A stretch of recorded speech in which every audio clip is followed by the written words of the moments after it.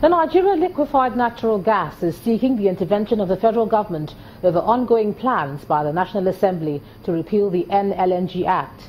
The NLNG warns that the nation stands the risk of capital flight in the oil and gas sector, loss of potential investment of over 20 billion naira and more than 18,000 jobs if the act is repealed. However, the Information Minister Alhaji Lai Mohammed is giving the NLNG the assurance that no action would be taken to jeopardize the success of the company.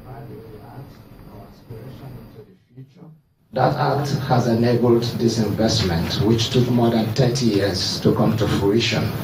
Ultimately, NLNG as a company has been enabled only because of the incentives in the act. But there are guarantees and assurances also given within the act, which you would expect to be sacrosanct. And we would ordinarily expect, as a minimum, sanctity of contract between Nigeria and the investors.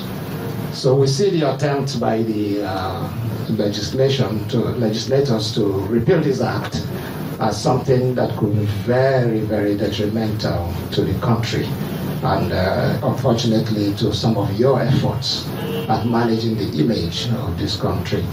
We have an extremely patriotic National Assembly, and I have absolute confidence that they will not do anything knowingly that would lead to capital flight or mass disinvestment in Nigeria. On our part, we would, of course, we have responsibility also on our part, but I think the bigger responsibility is with you, sir. I think you need to approach the National Assembly, you need to approach the executive, and you need to also embark on serious advocacy on this issue.